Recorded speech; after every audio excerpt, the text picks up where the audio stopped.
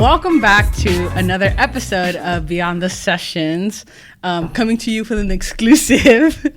McKenna just finished her last session, but we have McKenna who is just completed her second semester with SI, previously supported Chem 8, and then switched to Chem 1A this semester. But I'll turn it over to McKenna to tell us a little bit about herself, major, and just hobbies that she has. Okay. We already know one of them. Oh. Okay. Already starting. My name is McKenna. I am a SI leader for Chem 1A right now. I did Chem 8 last semester. I am a natural sciences biology option major, about to graduate next week. I also do research here, which is very fun. But some hobbies, I play harp, I play violin. Those are both very fun. I go indoor rock climbing. I don't know if you've ever been to that one, like little rock climbing place, but so fun. And then also just like hanging out with people, but that's about it. Dang, wait, okay, like the harpist, I don't think I've ever heard someone say like I play the harp. So like, how young did you start playing that? I was probably like, not super young, probably like freshman year of high school. So freshman, sophomore. Yeah, what interested you in that particular instrument? I don't know. I had to go because I played violin since like 5th grade, and I always had to go to a bunch of concerts, and a lot of the nice ones had those like really pretty harps, and so I'd just go home and I was like, I really want to play this. So I found someone who did private lessons and just started doing it for fun. Yeah, there's quite a few violin players on our team. We're gonna have to start a freaking orchestra here. I'll come back for it. Come back for it, yeah. Okay, so what initially interested you in your major? What sparked that interest, if you recall? So I was not planning on coming to Fresno State at all. It was my safety school, but then I don't know, I got too, that's not a diss on Fresno. Yeah, like, it's okay. Everybody literally comes and says like, oh, I wouldn't plan on coming here. Yeah, but I don't regret it. I loved it. But I came in as a forensic behavioral sciences major, and then I realized that it's mainly just criminology. It's not as much science-based. So I changed my major to biochemistry. And then I decided I do not want to go into the med field. I never really wanted to, but biology is super impacted, so I had to go into biochem.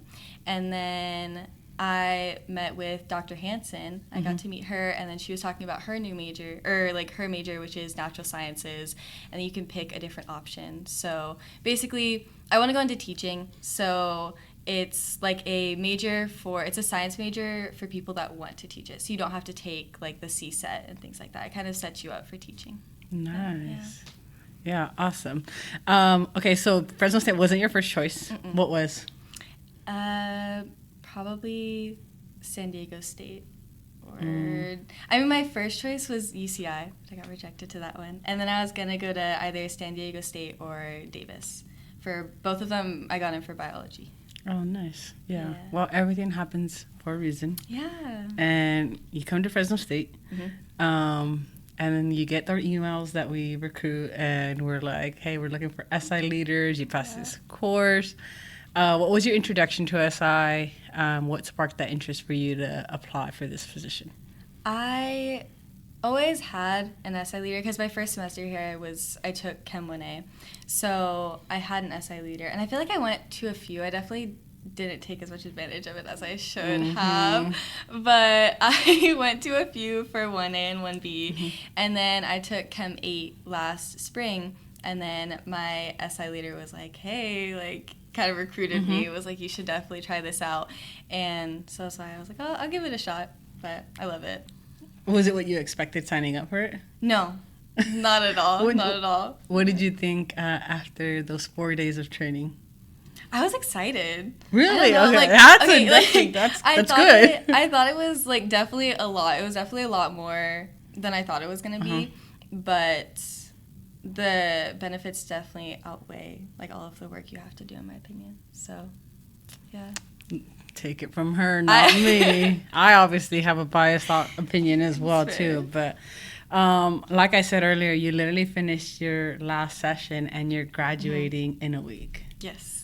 So what's the feelings going on right now? I don't know how to feel. Like, I'm really excited for sure, but it's just very bittersweet because I think a lot of things I started pretty late, and also just graduating in 3 years. Like I don't think I missed out on anything, but like I wish I started SI sooner, and I wish I got into research a lot sooner because I just started that this semester. So there are a few things that I wish I could almost like stay for to continue. You could stay. No. But yeah, I don't know, and just like the people too. I'm gonna miss the people for sure, but I won't miss the classes. I won't miss the schoolwork itself. Yeah. So yeah, I get that. I mean, I think one semester with SI is not enough.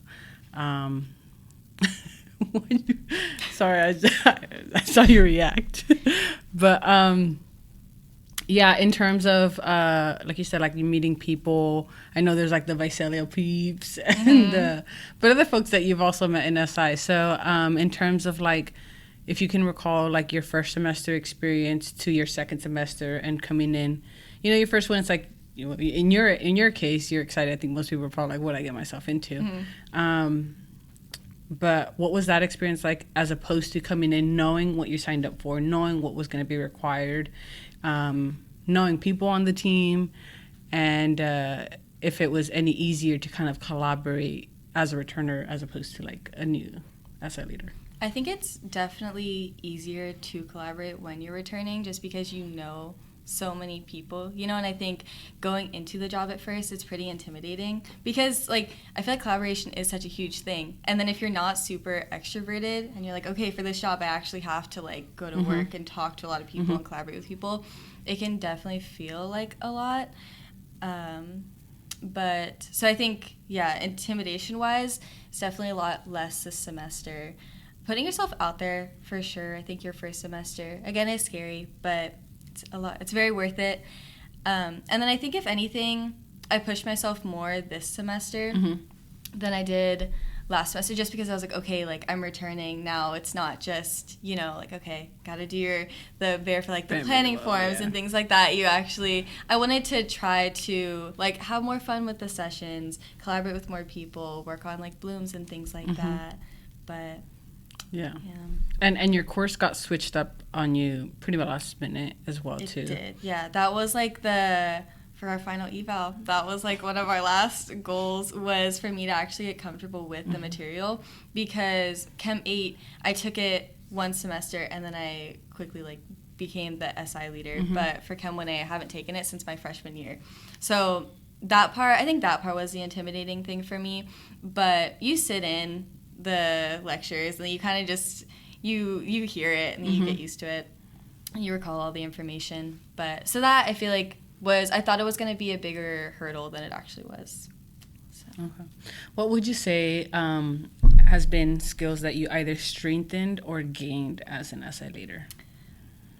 I don't think She's like nothing. I thought that's where you were going. No. I don't think I gained. I think I gained a lot from the job, especially. I think there's a lot of skills that you can take into a bunch of different aspects of your life. But for me, especially since I want to go into teaching, this job isn't like teaching, but it's facilitating. So I think just getting more comfortable with, especially talking in front of people. Like last semester, I only had 18 students. This semester I have over 100. And so if you had told like myself a year ago, like, oh yeah, like you're gonna do little speeches and talk to like over 100 people in a lecture hall, I'd be like, no, like that's not happening. But now it's like I've gotten a lot more comfortable with, even if it's like 100 people or if it's like 5 people in my session, just getting a lot more comfortable talking to people and facilitating.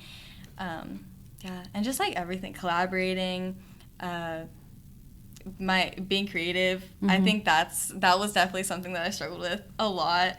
But just trying new things, like going out of your box. But yeah, it's a lot. Yeah. In terms of, like you mentioned, you want to go into teaching. Do you have like a specific grade level in mind?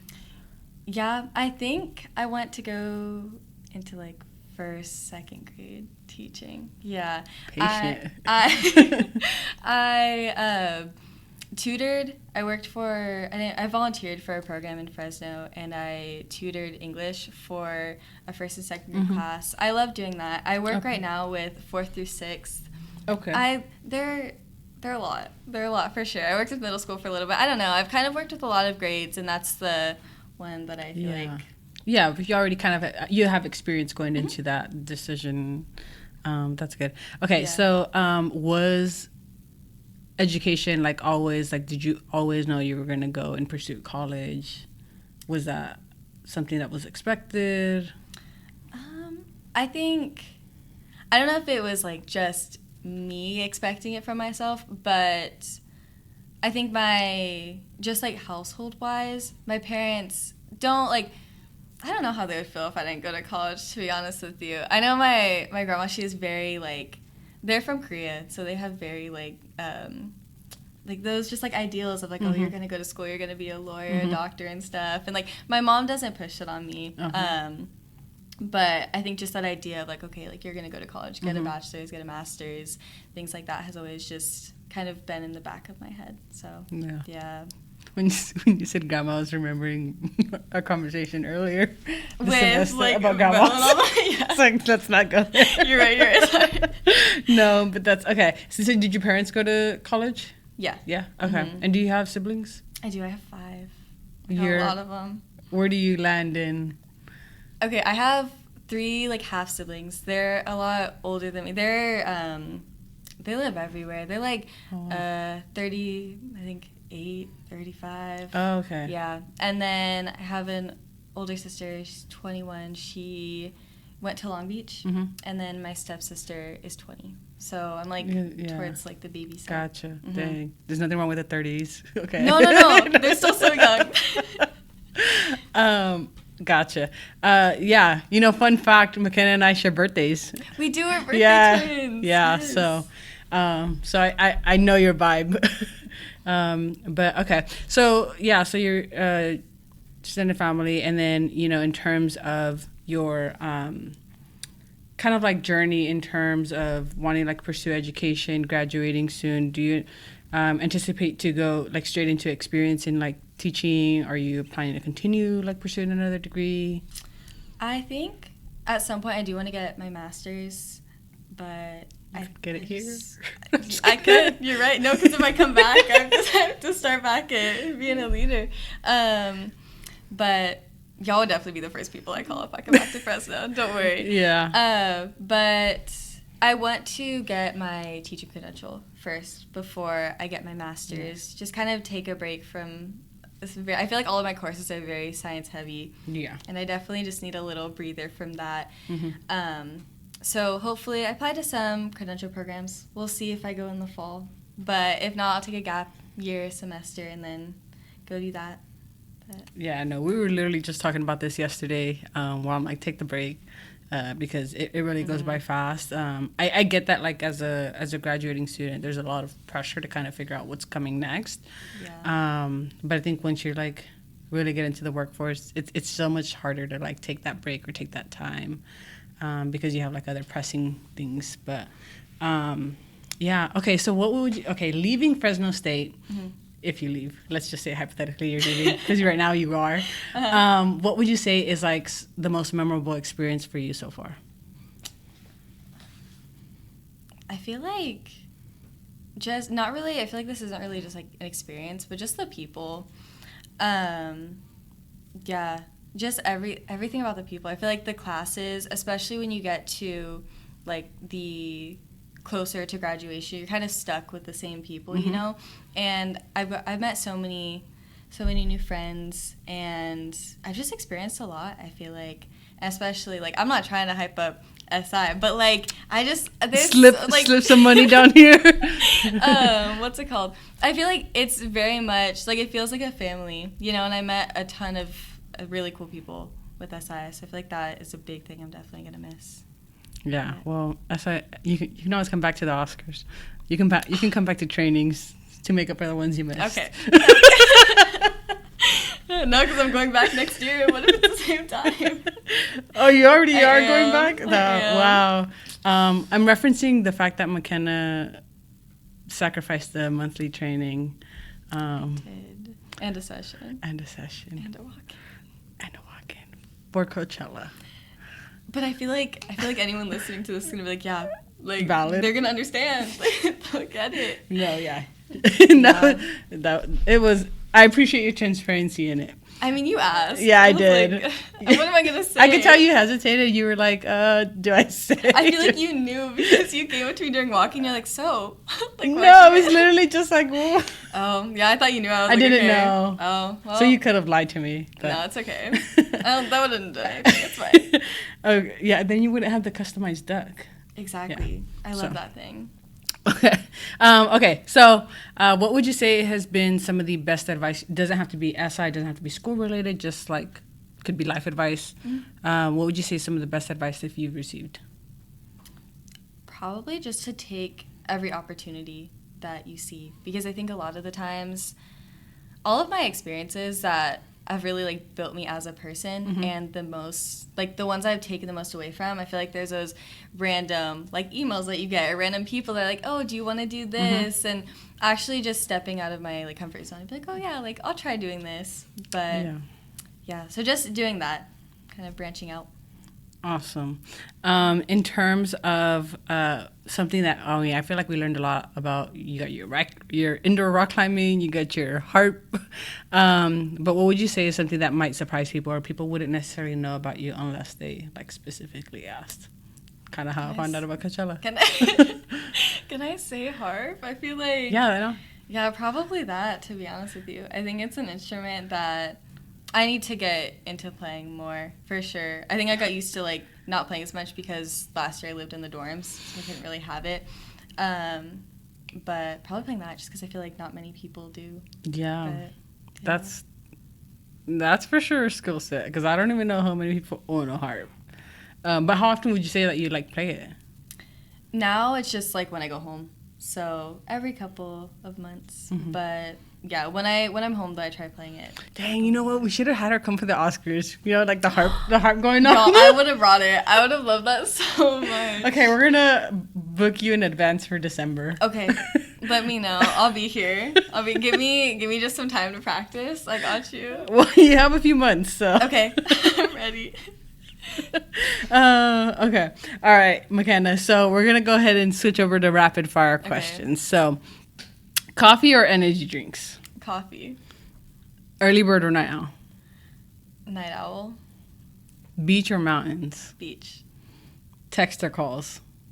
Calls. That's not a popular answer. 8 a.m. Okay.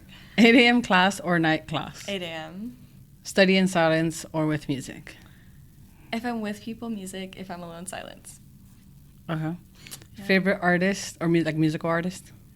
Malcolm Todd. Favorite place to eat in Fresno? Heirloom. I think. Once. I think. I don't eat out that much, but I feel like every time, like, growing up, if I went to Fresno, like, gotta go to Heirloom. Oh, gotcha.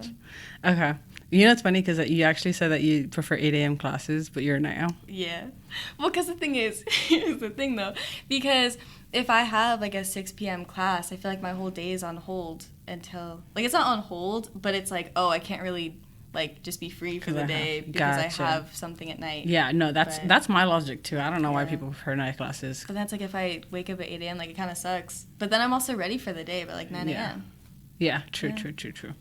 All right, well, McKenna, thank you for coming on the podcast. I know, it feels like we're wrapping up the semester right here. I know. I got one more walk-in. Yeah, but... dang, if you weren't, you definitely would have been a mentor. I think that's one that do you remember when I actually asked you, like, how many more semesters do you have? Yeah. And you were like, one more, and I was like, you're like, okay. Damn it. I know. That's the thing. That's why I'm like, I wish I started SI sooner. I could have been a mentor. Yeah, but that's okay. You'll be a mentor in spirit. I will. She can come and play the harp for us at the Oscars. That'll be my Oscars. Yeah, I got you. But, thank you for making time for the podcast. Thank you for sharing about yourself. And we wish you the best. Congratulations on your graduation. It's a huge milestone for you, for your family, I'm sure, as well, too. Awesome, yeah. And thank you. I love this job so much. I'm going to miss it so bad. But you can always come back. I will. I was like, I'll keep plugging it. I know.